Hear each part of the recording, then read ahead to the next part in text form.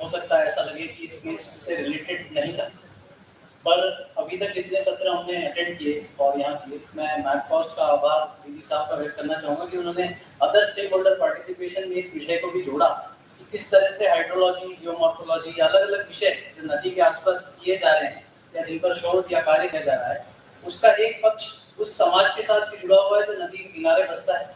जिसकी आजीविका उस पर निर्भर करती है, जिसका सांस्कृतिक महत्व उस नदी से जुड़ा हुआ है। ये सारी चीजें अल्टीमेटली उसी के साथ जाके जुड़ती है और वर्तमान में तो हम ह्यूमन सेंट्रिक अप्रोच के साथ ही काम कर रहे हैं, तो उस अप्रोच में देखा जाए तो एक बहुत इंपॉर्टेंट रोल है। और आगे जिस तरह के सैटेलाइट डेटा और सारे प्रेजेंटेशन आज हुए, उसको देखकर ऐसा लगता है कि हम शायद थोड़ा इकोलॉजी या एनवायरनमेंट सेंसिटिव होते जा रहे हैं और उस तरफ भी अब सोचने लगे। और इसमें इतना ही जोड़ना चाहूँगा कि हमने बार-बार में आपने देखा होगा कि एक स्लाइड्स में कुछ सैटेलाइट डेटा भी प्रेजेंट किया, उसका इम्पोर्टेंस एक कम्युनिटी ऑर्गेनाइजेशन को या सामान्य काम कर रहे लोगों के लिए किस तरह से है, तो हमने उस डेटा के थ्रू एकेडमिक्स और उसको क्लब करके और सारे स्टेक होल्डर्स को एक प्लेटफॉर्म पे लाके जब अमरकंटक में एक डिटेल एनालिसिस करके पॉलिसी इंटरवेंशन किया, सबमिट किया, तो गवर्नमेंट के पास ऐसा नहीं कि डेटा नहीं, ऐसा नहीं कि काम नहीं हो रहा है, लेकिन उन चीजों को एक साथ समग्र रूप से लाना और उन सारी चीजों का एक साथ इम्पैक्ट करना, दिखाना,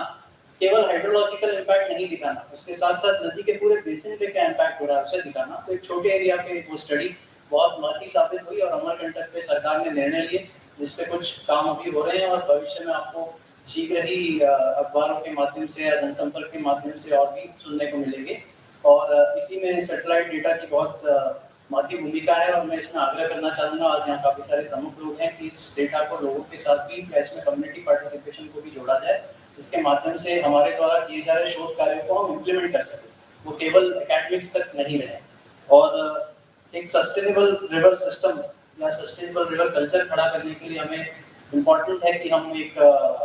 engagement community stakeholder participation community engagement करें। इन चीज़ों की मॉडलिंग चूँकि हमारे पास अवेलेबल है, डेटा एक्यूरेसी की ओर है और मैं स्वयं भी पीएचडी कर रहा हूँ, तो उसमें मुझे अभी महसूस हुआ कि कुछ इंपॉर्टेंट लोकेशंस हैं जिसके पास हमारे पास डेटा तो है, लेकिन कुछ स्पेसिफिक लोकेशंस के डेटा को हम बहुत ज़्यादा अच्छे से नहीं बाहर प्रेजेंट कर रहे हैं। स्पेसिफिकली जैसे अमरकंटक की बात करें तो नर्मदा का भी उद्गम है जो अपने आप में एक बड़ा बेसिन है, 20 बड़ी बेसिन में से एक है, और सोन का भी एक बेसिन वहीं ओरिजिन है जो गंगा बेसिन का एक इम्पोर्टेंट सेक्टर है। तो हम ऐसे ओरिजिन्स पे जो नदियों के उद्गम स्थान है उनके ऊपर क्यों फोकस नहीं करते हैं? जैसे मैं सीडब्ल्यूसी से हो सकता है मेरे पास डेटा, लेकिन सीडब्ल्यूसी का सेंटर वहाँ पे नहीं। अभी हम डेटा एक्सेस करने की कोशिश कर रहे हैं तो उसमें बहुत बहुत मतलब बहुत ज़्यादा मेहनत लग रही है, डेटा ही नहीं, सब कुछ मॉडलिंग से या जीरो से शुरू करना पड़ा। तो इस तरह का हाइड्रोलॉजिकल डेटा हम रिवर के ओरिजिन पे क्यों नहीं रख सकते, क्योंकि रिवर अगर ओरिजिन पे ही खत्म हो जाएगी तो उस नदी का अस्तित्व ही खत्म है। तो हम कुछ थोड़ा बहुत भी जो और एनहांस कर सकते हैं जो अवेलेबल है, इतना मेरा इसमें रिक्वेस्ट है। और मध्य प्रदेश में काफ़ी ह्यूज पोटेंशियल है, आज यहाँ पे सारे प्रमुख विभाग हैं,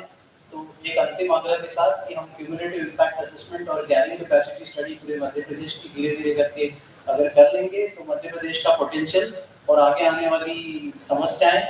उसके इम्पैक्ट हमें अभी से धीरे धीरे ध्यान में आएंगे, क्योंकि जो पोटेंशियल एमपी में एनवायरनमेंट, फॉरेस्ट और वाटर सेक्टर में है, वो जिस दिन पोटेंशियल एक्सप्लोर होना शुरू होगा उस दिन हम अचानक से खड़े होंगे कि हमारा इम्पैक्ट असेसमेंट नहीं है, फिर प्रोजेक्ट्स लगना शुरू हो जाएंगे और प्रोजेक्ट लगने के बाद उसमें जो कैलामिटीज आती हैं या जो प्रॉब्लम्स आती हैं वो हम बाद में फेस करेंगे। तो why not go for before any project comes. अब इस चीज को थोड़ा सा हम अगर देख सकें और एक लैंड यूज लैंड कवर को हमारी रेगुलर प्लानिंग के अंदर जोड़ सकें,